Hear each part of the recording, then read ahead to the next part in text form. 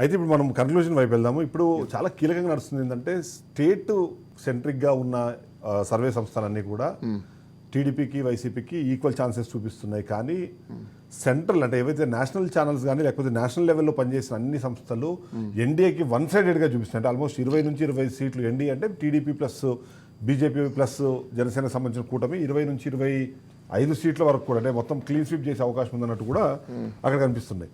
ఎందుకు ఇంత డిఫరెన్స్?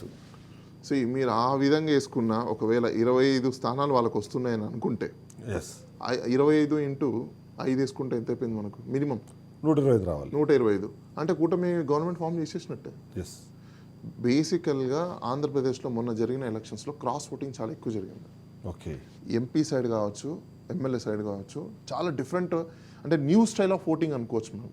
ఆంధ్రాలో జరిగిన ఇది ఒక అకాడమిక్ రీసెర్చ్ అనుకోవాలి మనం వాస్తవం చెప్పాలంటే. ఎందుకంటే మహిళలు ఒకవైపు ఓట్స్ వేశారు, వృద్ధులు ఒకవైపు ఓట్స్ వేశారు, తర్వాత ఓటింగ్ పర్సంటేజ్ పెరిగింది.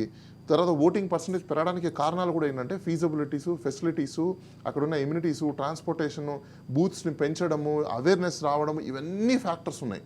ప్లస్ కొత్త ఓటర్స్ రావడము, ఇవన్నీ ఫ్యాక్టర్స్లో మీకు ఎప్పుడైతే మీకు ఓట్స్ పెరుగుతూ వచ్చాయో ఆ మేజర్గా ఉన్న చేంజ్ ఓవర్ ఉంటుంది చూసారా, 2 to 4% మధ్యలో ఉన్న ఓట్స్ ఎవరికి వెళ్ళాయనేది క్వశ్చన్ మార్క్.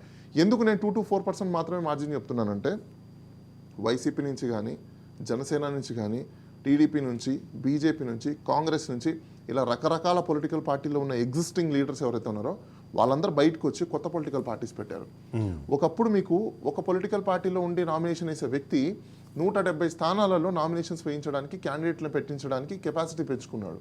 సో ఆ విధంగా ఒక్కొక్కరికి నేను అబ్జర్వ్ చేస్తే 500 నుంచి మినిమం 1500, 2000 వరకు ఓట్లు తీసుకునే కెపాసిటీ ఉన్న వాళ్ళు నామినేషన్స్ వేస్తున్నారు. మినిమం 500 వేసుకున్నా కూడా నేను చెప్పిన మార్జిన్ ఓట్లలో ఆల్మోస్ట్ మీకు ఒక 5 నుంచి 10 పొలిటికల్ పార్టీస్ యాక్టివ్గా పార్టిసిపేషన్ చేశాయి. అట్ ద సేమ్ టైం ఇండివిజువల్గా కూడా ఇండిపెండెంట్లు కూడా పార్టిసిపేషన్ చేయడం అనేది జరిగింది. మీరు ఆ విధంగా తీసుకున్న కూడా ఓటింగ్ ఫ్యాక్టర్స్ మనము ఈ మార్జినల్ ఓట్స్ వల్ల ఎవరికొకరికైతే నష్టం జరుగుతుంది.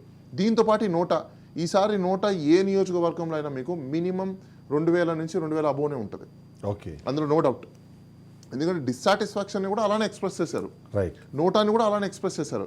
ఇండివిజువల్కి వేశారు, కొత్త పొలిటికల్ పార్టీలకు వేశారు, అలానే ఇప్పుడు రికగ్నైజ్ అయిన టీడీపీకి కానీ లేకపోతే వైసీపీకి కానీ ఇద్దరికి వేస్తున్నారు. కానీ ఈ 2 to 4% మార్జిన్స్లో ఎవరికైతే ఓట్స్ వచ్చినాయో నెంబర్స్ ఎక్కువ మనము శాంపుల్స్ తీసుకున్న టైంలో చూసుకుంటే ఎక్కువ శాతం రూరల్ బ్యాక్గ్రౌండ్లో ఉన్న ఏరియాస్ అన్నీ కూడా ఏంటంటే వైసీపీకి ఎక్కువ మొగ్గు చూపే అవకాశాలు వాళ్ళకు కనిపించారు. అక్కడ ఉన్న పోలింగ్లో జరిగినప్పుడు వైసీపీ నుంచి కానీ టీడీపీ నుంచి కానీ ఇతర పార్టీల దగ్గర నుంచి ఏజెన్సీ నుంచి మేము డేటాలు కలెక్ట్ చేసినప్పుడు కూడా మాకు డేటా వచ్చింది కూడా అలానే వచ్చింది. నేషనల్ లెవెల్లో చూస్తే ఎన్డీఏ కూటమికి అయితే పూర్తి స్థాయిలో మనకి అక్కడ కనిపిస్తుంది. వాళ్ళు ఫుల్ స్వింగ్ మీద ఉన్నారు. 350+ సీట్స్ మాత్రమే వస్తాయి, 350+ సీట్స్ వస్తాయన్నది అన్నీ ఇప్పుడు గెస్ చేస్తున్నాయి. ఇండి కూటమికి మాత్రం 150 లేదా 170 మ్యాక్సిమం దాటే అవకాశం లేదు అన్నది ఇవాళ చెప్తున్నాయి. దాన్ని ఎలా చూడాలంటారు? ఫైనల్ దాని మీద కన్క్లూడ్ చేద్దాం. నా దగ్గర ఉన్న సోర్స్ ఆఫ్ ఇన్ఫర్మేషన్స్తో నేను చెప్తున్నాను. ఎన్డీఏ అండ్ ఇండియా కూటమి 2 తీసుకుంటే చాలామంది ఏం చెప్తున్నారంటే ఎన్డీఏకి 300 చిల్లర వస్తాయని అంటున్నారు. ఓకే, ఈసారి ఎన్డీఏకి వచ్చేది మ్యాక్సిమం నాకు తెలిసి గవర్నమెంట్ ఫామ్ చేసే అవకాశాలు ఉండొచ్చు, కానీ మేజర్గా లేవు, లిటిల్ బిట్ ఉన్నాయి. హార్డ్లీ మీకు 220, 230 కంటే ఎక్కువ రావు. ఓకే,